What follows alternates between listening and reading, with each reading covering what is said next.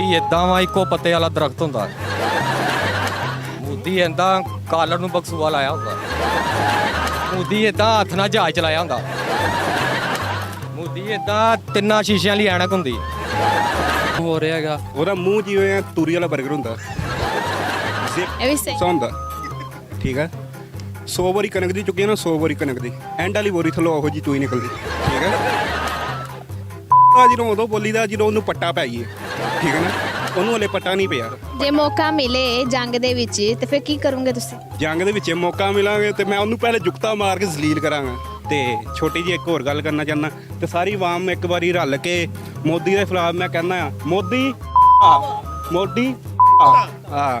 ਅੱਛਾ ਮੈਂ ਤੇ ਫੈਸਲਾਬਾਦ ਸ਼ੋਅ ਕਰਾਣਾ ਹੈ ਸਪੈਸ਼ਲ। ਜਿਹੜਾ ਮੋਦੀ ਹੈ ਨਾ ਕਸ਼ਮੀਰੀਆਂ ਨੂੰ ਤੰਗ ਕੀਤਾ ਹੋਇਆ ਉਹਨੇ। ਲਾਣਤ ਔਰ ਤੇ ਪਹਿਲੇ ਮੇਰੀ ਗੱਲ ਤੇ ਸੁਣ ਲਓ, ਤੁਸੀਂ ਕੀ ਕਹਿਣਾ ਚਾਹੁੰਦੇ ਹੋ? ਤੁਸੀਂ ਇਸ ਤਰ੍ਹਾਂ ਕਰੋ, ਤੁਸੀਂ ਉਹਲੀ 10-12 ਕੁੱਤੇ ਪਾਲੋ ਤੇ ਉਹਦੇ ਮਗਰ ਛੱਡੋ। ਇੰਨਾ ਟਾਈਮ ਨਹੀਂ ਹੈਗਾ ਨਾ, ਆਵਾਮ ਨੂੰ ਗੁੱਸਾ ਬੜਾ, ਉਹ ਕਹਿੰਦੇ ਸੀ ਫੌਰਨ ਕੱਢੀਏ ਗੁੱਸਾ।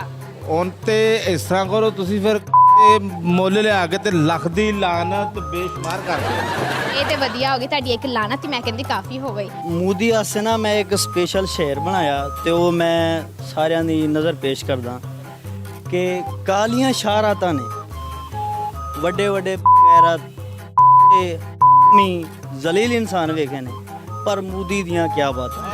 ਵਾਹ ਵਾਹ ਵਾਹ, ਇਹ ਚੰਗਾ ਜ਼ਲੀਲ ਕੀਤਾ। ਵੈਸੇ ਨਿੱਕੇ ਇਹ ਸ਼ੇਰ ਸੀ, ਬੋਲਣ ਵਾਸਤੇ ਖਿਲਾ ਰਿਹਾ ਵਾ ਬਿਸਤੀ ਕਰੋ ਰੀ। ਮੋਦੀ ਇਦਾਂ ਮੋਟਰਸਾਈਕਲ ਦੀ ਰੇਸ ਮੂੰਹ ਨਾਲ ਰਹਿੰਦੀ।